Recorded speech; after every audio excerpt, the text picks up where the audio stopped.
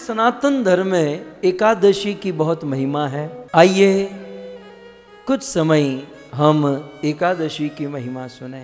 वैसे आप सब एकादशी व्रत रहते ही हो, आप सब एकादशी की महिमा जानते ही हो। एकादशी व्रत रहने से इस दुनिया की सबसे दुर्लभ वस्तु जो है, और वो क्या है, वो है कृष्ण भक्ति। कृष्ण की केवला भक्ति, उत्तमा भक्ति, शुद्ध भक्ति, ये सबसे अधिक दुर्लभ है। ये रुपया पैसा गाड़ी बंगला थोड़ा सा पुरुषार्थ करेंगे, मेहनत करेंगे, परिश्रम करेंगे तो पा जाएंगे, लेकिन भक्ति प्राप्त करना बहुत कठिन है। नथी मफतमा मळता, एना मूल चूकववा पड़ता, संतों ने संतपणा नथी मफतमा मळता। भक्ति का मार्ग मुफ्त में नहीं मिलता, बहुत बड़ी कीमत चुकानी पड़ती है, सरल नहीं है। परंतु श्रीपाद रूप गोस्वामी ने भक्ति रसामृत सिंधु में जिस भक्ति को दुर्लभ ही नहीं सुदुर्लभा, भक्ति कैसी है, सुदुर्लभ है, दुरूह है, कठिन है, मुश्किल है। 50 किलो की बोरी आदमी उठा लेगा, लेकिन 50 ग्राम की माला उठाने में जन्म के जन्म बीत जाते हैं। हमारे सीनियर भक्त गुड़ाकेश प्रभु वो अक्सर कहते थे कि माला में हाथ क्यों नहीं डालता, हम गुजराती में कहता, माला में हाथ क्यों नहीं नाखतो, अंदर वीछी पड़्यो छे, अंदर बीचू है, हाथ क्यों नहीं डाल। 500 किलो की बोरी आदमी उठा लेगा, 50-50 किलो की बोरी उठा लेगा, लेकिन 50 ग्राम की माला उठाने में सालों के साल बीत जाते हैं। बड़ा कठिन मार्ग है ये, भक्ति साधारण मार्ग नहीं है। लेकिन ऐसी सुदुर्लभ भक्ति, शुद्ध भक्ति, एकादशी व्रत का पालन करने से आसानी से हमारे जीवन में आ जाती है। क्योंकि भगवान विष्णु ने पद्म पुराण में एकादशी को वरदान दिया है कि देवी, जो तुम्हारा पालन करेगा वो मेरी शुद्ध भक्ति पा जाएगा, शुद्ध भक्ति प्राप्त कर लेगा। सो एकादशी व्रत की महिमा तो आप तो जानते ही हैं। और साइंस, आयुर्वेद शास्त्र भी कहता है कि भाई महीने में 2 दिन भूखे रहोगे तो शरीर स्वस्थ रहेगा, चिंता नहीं है, मर नहीं जाओगे। एकादशी के दिन अन्न में मूर का वास होता है, ये भी एक कथा आई ना शास्त्रों में, आप सब जानते ही हैं। लेकिन आज श्रावण मास की शुक्ल पक्ष की जो एकादशी है ना, उसकी एक विशेष महिमा है। भविष्योत्तर पुराण, कौन सा, कैसे बोलना है, भविष्योत्तर, ऐसे नहीं, भविष्योत्तर पुराण। जब भी आपके तो सामने वाला ऐसे हिल जाना चाहिए। तो भविष्योत्तर पुराण में युधिष्ठिर महाराज ने कृष्ण को पूछा कि हे कृष्ण, ये श्रावण मास की शुक्ल पक्ष की जो एकादशी आती है उसका क्या मामला है, उसकी महिमा क्या है, वो रहने से क्या होता है। तो साक्षात भगवान कृष्ण ये कथा, देखिए एकादशी की महिमा पद्म पुराण में भी है, स्कंद में भी है, भविष्योत्तर पुराण, बहुत सारी जगह पर एकादशी की महिमा है। यदि इन सारी महिमा को एकत्रित करें तो साल भर केवल एकादशी की कथा हो सकती है, इतनी सारी महिमाएं हैं। कृष्ण को पूछा कि बताइए कि ये श्रावण मास की एकादशी की क्या महिमा है। कृष्ण ने कहा, श्रावण मास की शुक्ल पक्ष की जो एकादशी है ना, इस व्रत का पालन करता है वो तो दूर की बात है, लेकिन इस एकादशी व्रत की यदि कोई कथा सुन लेता है तो वो समस्त पापों से मुक्त होकर अश्वमेघ यज्ञ, वाजपेयी यज्ञ, सॉरी मुझे अभी याद आ रहा है एग्जैक्ट, इसमें कोई आगे पीछे नहीं है। कृष्ण ने क्या कहा, केवल इस कथा को सुन ले, एकादशी रहो तो बहुत अच्छी बात है, लेकिन कोई एकादशी न भी रहे, केवल इस कथा को सुन ले एकादशी की महिमा की, तो उसे वाजपेयी यज्ञ करने का फल प्राप्त हो जाता है और समस्त पापों से मुक्त हो जाता है। सुनना चाहोगे? आपने कई बार सुना होगा, लेकिन यहाँ तो श्लोकों से बात होती है ना, और श्लोक में बड़ा आनंद है, भले समझ में आए ना आए, आधा समझ में आए, लेकिन एक प्रमाणित होता है। और श्लोकों में आनंद क्यों आता है जानते हैं? क्योंकि ये भगवान के द्वारा लिखे गए हैं। हम जब किसी श्लोक से जितने निकट हो जाते हैं, हम उतने ही भगवान से निकट हो रहे हैं। इसलिए अब तो मेरे श्रोताओं को अभ्यास हो चुका है कि श्लोकों से निकट रहने का प्रयास करना चाहिए, क्योंकि वो श्लोक नहीं, वो स्वयं भगवान है। भले एक साथ पूरा समझ में ना आए, लेकिन धीरे धीरे धीरे अभ्यास करते करते करते हम निकट चले जाएंगे। हमारे ब्रज के संत तो कहते हैं भागवत के श्लोक क्या है?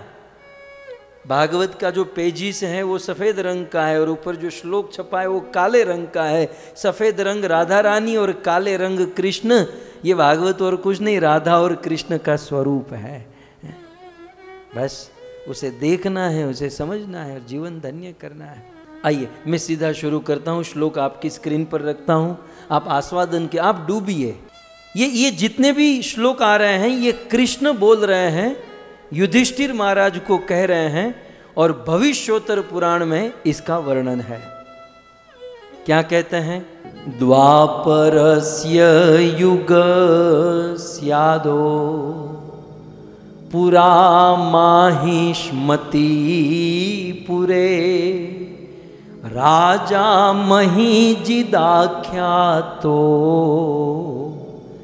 राज्यपालम यति स्वयं।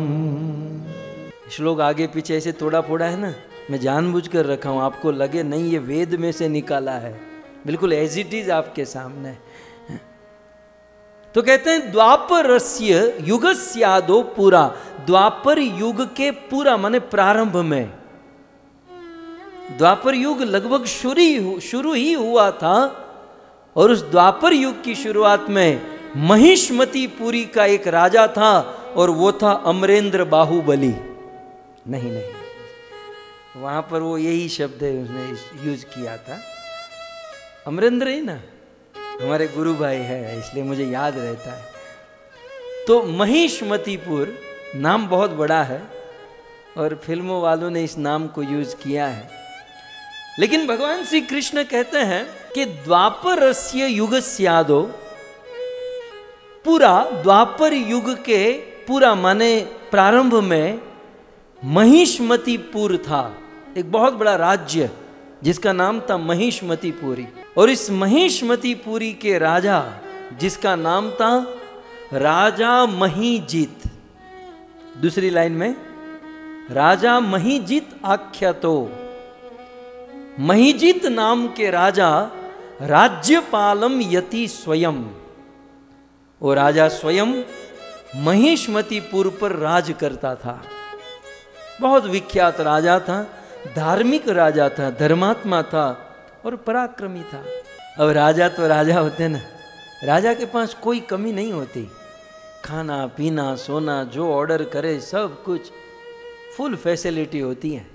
दुनिया के लोग राजा बनना चाहते हैं, बन नहीं पाते तो क्या फिर अपने बच्चों के नाम रखते हैं। बीच में ट्रेंड चला था राजा, जब हम स्कूल में पढ़ते थे ना, तो 100 में से 60 बच्चे के नाम राजा थे। आप कौन? मैं राजा। और बेटियों के नाम लक्ष्मी, मैं लक्ष्मी। खैर, लेकिन राजा बहुत धनी होते हैं, उन्हें कोई कमी नहीं होती है।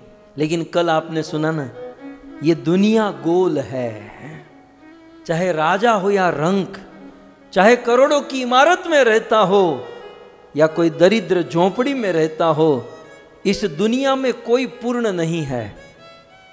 ये मटेरियल वर्ल्ड जो है, ये भौतिक जगत अपूर्ण है। यहां पर किसी ना किसी की अपूर्णता, कमी आपको अवश्य सताएगी।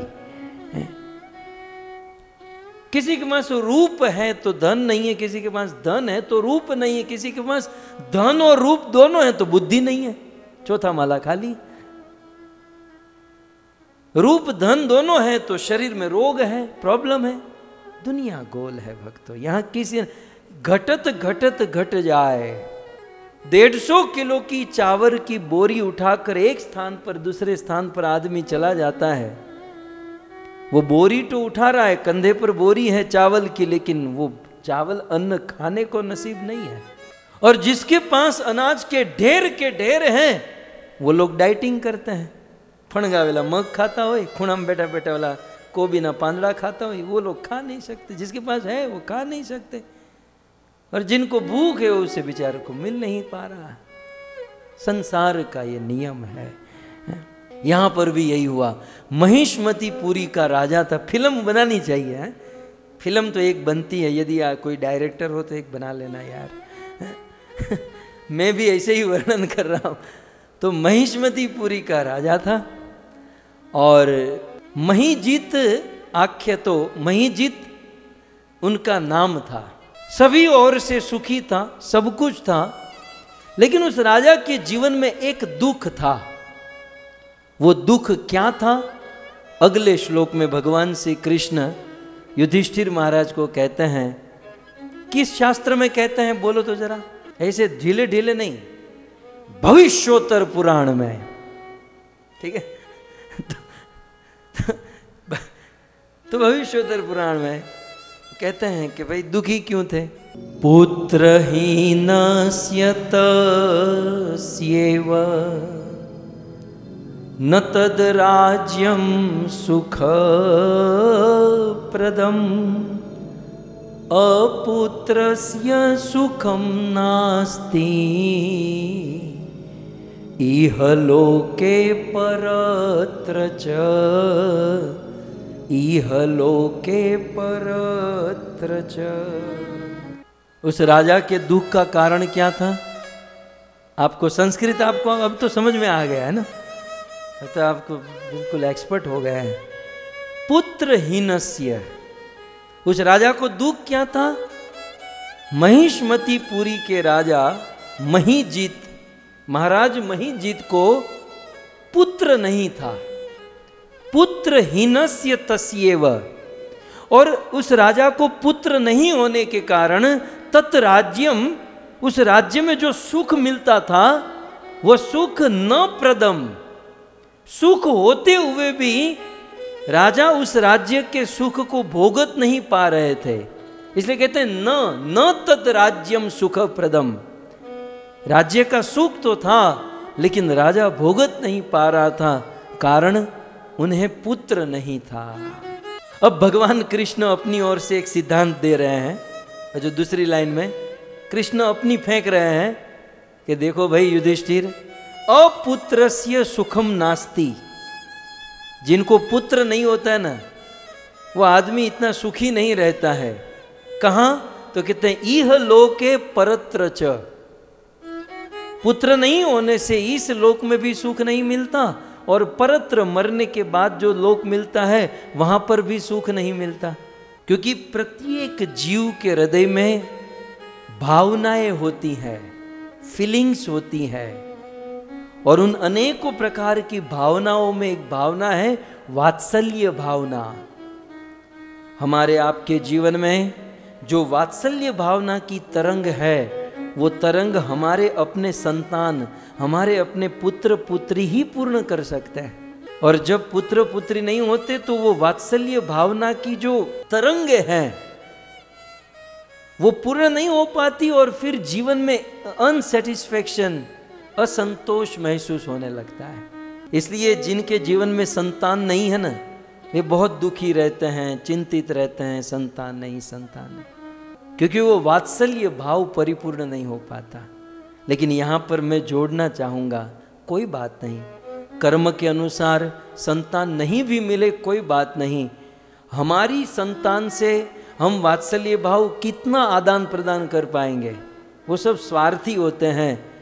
वास्तव में वात्सल्य भाव तो भगवान कृष्ण से आदान प्रदान किया जा सकता है। हमारे संतान को कितना भी लाड प्यार से पालो, बड़ा करो, बड़े होकर कोई माँ बाप को पूछते भी नहीं है। लेकिन यदि भगवान कृष्ण के साथ वात्सल्य भाव रखा, नहीं है, हम जब कीर्तन करते हैं तो भक्त लोग कितना भाव से झुलाते हैं, उनको खिलाते हैं, पिलाते हैं, तो भगवान अवश्य ध्यान रखते हैं। इसलिए संतान हो तो भले, नहीं हो तो भी भले, अपना जो वात्सल्य भाव की जो तरंग हैं वो भगवान कृष्ण के साथ आदान प्रदान करनी चाहिए। खैर, तो कृष्ण कहते हैं कि अपुत्रस्य सुखम नास्ति, यदि पुत्र नहीं तो इह लोके सुखम नास्ति, और परत्र च, और मरने के बाद वह सुखी नहीं होगा। क्यों? क्योंकि जब किसी व्यक्ति की मृत्यु होती है तो कई कई वर्षों तक, समय तक वो पितृलोक में रहता है, और पितृलोक में भोजन की व्यवस्था साल में एक बार होती है, श्राद्ध के समय में। यदि पुत्र नहीं है तो श्राद्ध कौन करेगा? बेचारा भूखे मर जाएगा। तो इस लोक में भी सुख नहीं, मरने के बाद भी सुख नहीं। लेकिन हाँ, कृष्ण को अपना पुत्र मान लिया ना, इतिहास गवाह है, जिन जिन लोगों ने कृष्ण को अपना बेटा मान लिया उनका श्राद्ध स्वयं भगवान कृष्ण अपने हाथों से करते हैं।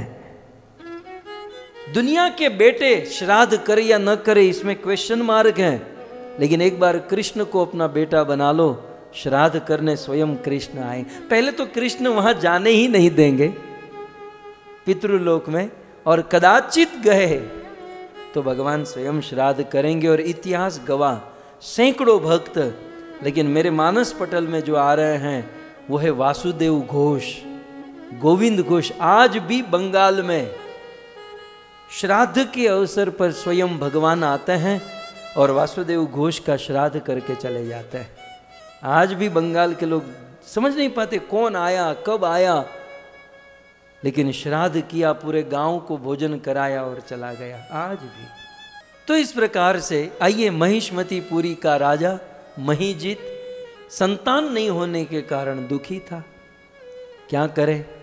अब होता क्या, ये एक सिद्धांत है कि आपके पास सब कुछ हो लेकिन एक चीज नहीं है ना, तो जो सब कुछ मिला है उसका सुख नहीं भोगतेंगे, और एक चीज जो नहीं है उसी को पकड़ कर आदमी बैठ जाएगा।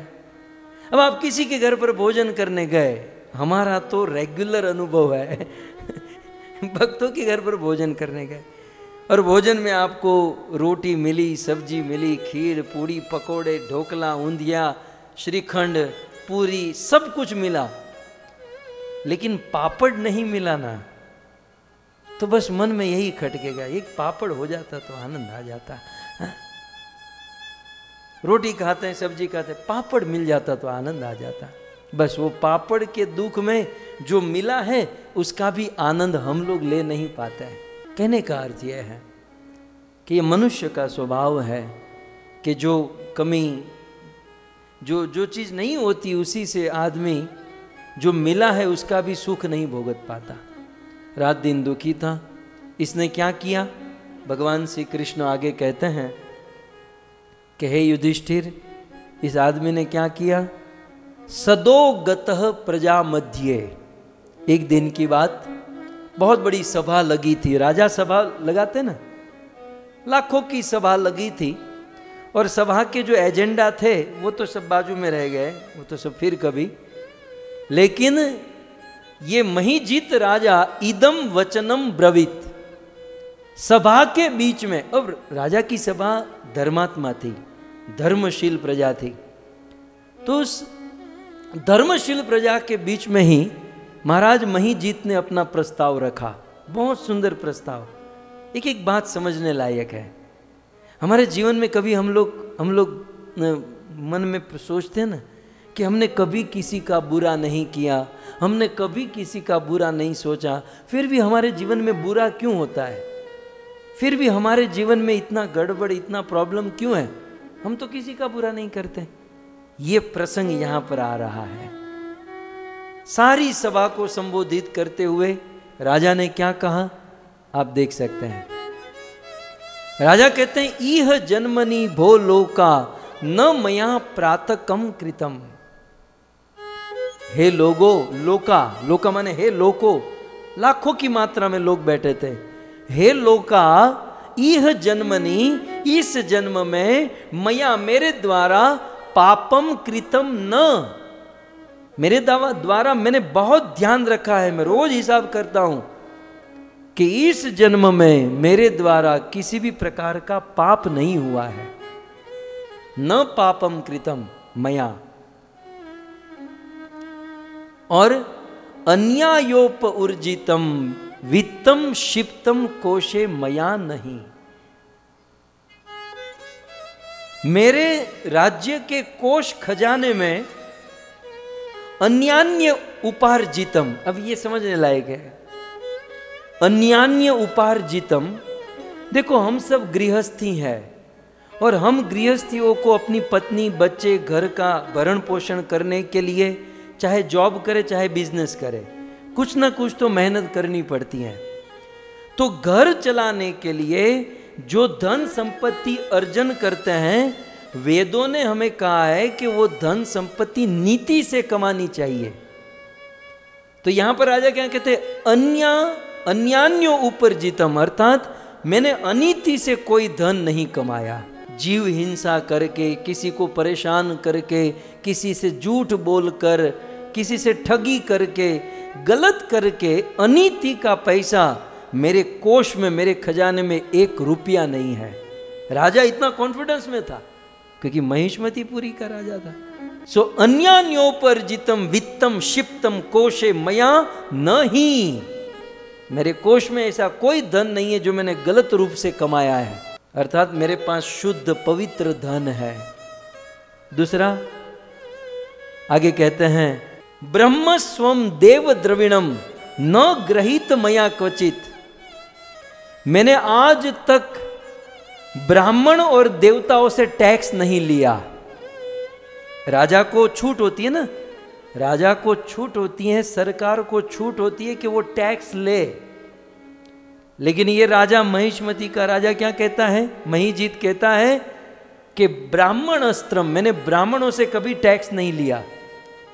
तो इससे सरकार को भी समझना चाहिए कि जो ब्राह्मण है या जो ब्राह्मणिकल कर्म कर रहे हैं उसको टैक्स माफ कर देना चाहिए। बेचारा आदमी टैक्स भर भर के मर जाएगा। तो मैंने ब्राह्मणों से टैक्स नहीं लिया और देवताओं से टैक्स नहीं लिया, कभी भी, क्वचित, कभी भी मैंने टैक्स नहीं। और न्यासापहारो न कृतः परस्य बहुपादः, और मैंने दूसरे की धरोहर, दूसरे की संपत्ति को कभी नहीं लूटा। राजा तो लूटते हैं ना, राजा तो युद्ध करते हैं। मैं नाम नहीं लूंगा, अभी वर्तमान में जो चल रहा है सारे न्यूज़ चैनल पर ना, नहीं भी सुनना हो तो सुनने में आ जाता है। तो वो दूसरों की धरोहर लूटने में ही सब पड़े। लेकिन राजा क्या कहता है, नस्यापहारो न कृतः, मैं आज तक कभी किसी की संपत्ति को नहीं लिया, क्योंकि मैं जानता हूं परस्य, दूसरे की संपत्ति को लेना, बहु पाप पदह, बहुत बड़ा पाप है। बहु पापदह, उसे बहुत बड़ा पाप होता है दूसरे की संपत्ति।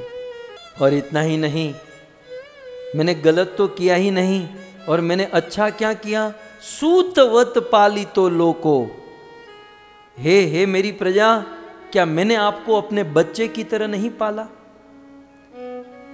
राजा महिजीत कहता है कि मैंने आप सबको, मेरी प्रजा को मेरे बेटे की तरह पाला, सूतवत, और धर्मेण विजिता मही, और मैं ये जो धरती को जीता हूं, मैं जो राजा चक्रवर्ती सम्राट बना हूं, मैं धर्म से युद्ध किया, धर्म युद्ध किया, छल नीति कपट वाला कोई युद्ध नहीं किया। और इतना ही नहीं, मुझे ये बहुत अच्छा लगता है, क्या कहते हैं, दुष्टेतु पातितो दंडो बंधु पुत्रोपमेश्वपी, यदि कोई दुष्ट है तो मैंने उसे दंड देने में कभी छोड़ा नहीं।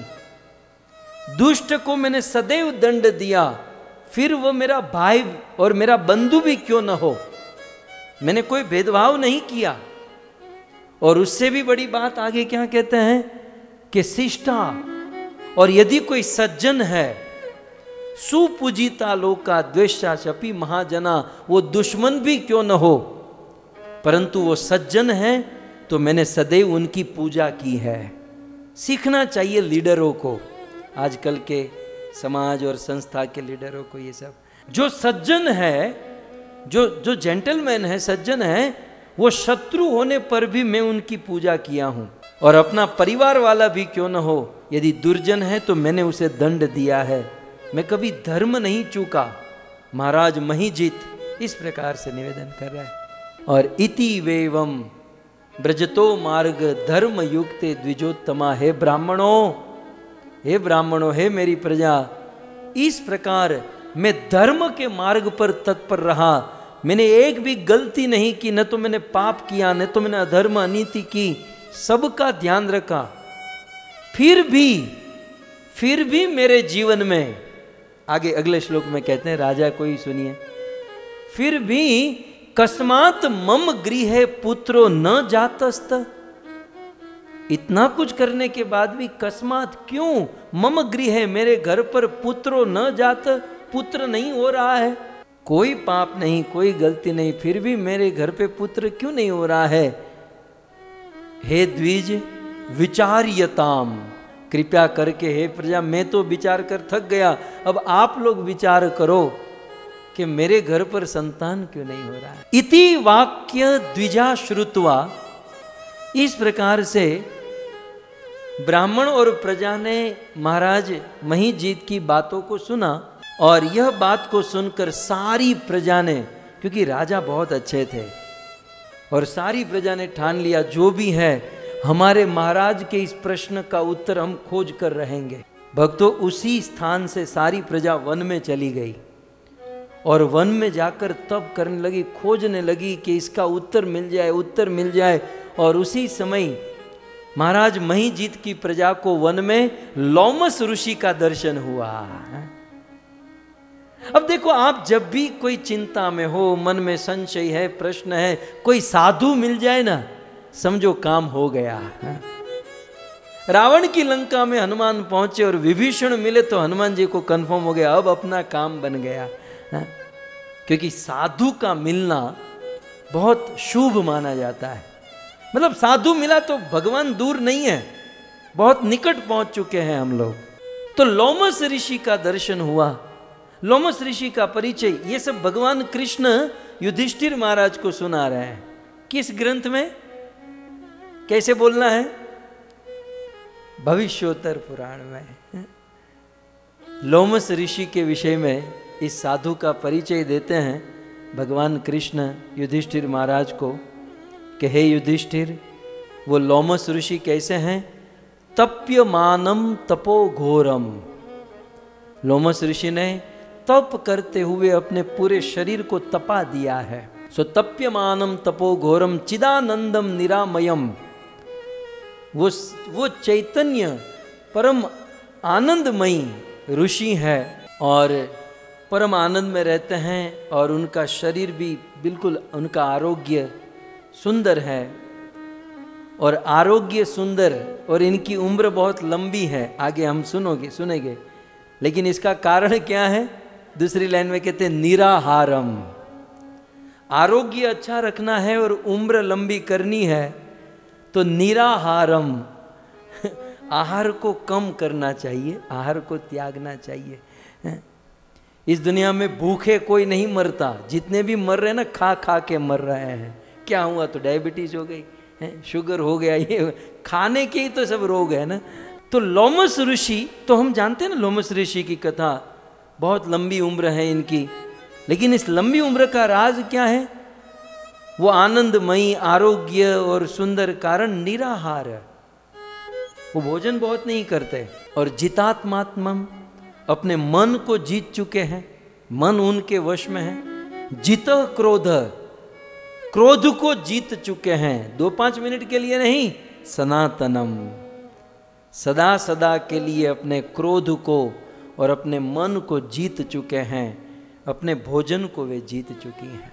और क्या है, लोमशम धर्म तत्वज्ञम, लोमस ऋषि धर्म तत्व के पूर्ण ज्ञाता है, और सर्व शास्त्र विशारदम, और सभी शास्त्रों में एक्सपर्ट हैं, विशारद है। और लोमस ऋषि की आयुष्य के विषय में कृष्ण युधिष्ठिर से कहते हैं, युधिष्ठिर दीर्घायुषम महात्मानम अनेक ब्रह्म सम्मितम, इस लोमस ऋषि की आयुष्य कितनी है, इसने अनेक ब्रह्मा को देखा है। अनेक ब्रह्मा को जिसने देखा है वो आदमी कितना बड़ा होगा, क्योंकि ब्रह्मा जी की आयुष्य ही कितनी लंबी होती है, सतयुग, त्रेता, द्वापर और कली 4 युग होते हैं। जब वो 71 बार बीतते हैं तब एक मनवंतर होता है, और ऐसे 14 मनवंतर होते हैं तब ब्रह्मा जी के 12 घंटे कंप्लीट होते हैं, और ब्रह्मा जी के फिर ऐसे ही 24 घंटे का एक दिन और 30 दिन का महीना और 100 साल का जीवन। कितने लंबी आयुष्य। लेकिन लोमस ऋषि ने ऐसे कितने ब्रह्मा को देख लिया। इसके विषय में कहते हैं, दूसरी लाइन में आप देख सकते हैं कि कल्प गते अस्य एकम एकम लोम विशीर्यते। जब ब्रह्मा जी की मृत्यु होती है, मतलब पूरा कल्प समाप्त होता है, तब लोमस का एक एक बाल गिरता है। शरीर में बाल होते हैं ना, एक बाल गिरता है। फिर दूसरा ब्रह्मा आता है, संसार सेट होता है, फिर वो ब्रह्मा मरता है तब दूसरा बाल गिरता है, फिर तीसरा, फिर चौथा, ऐसे करके शरीर के सारे बाल जब गिरेंगे तब इस साधु की मृत्यु होगी। मीन्स इम्पॉसिबल, दीर्घ आयु।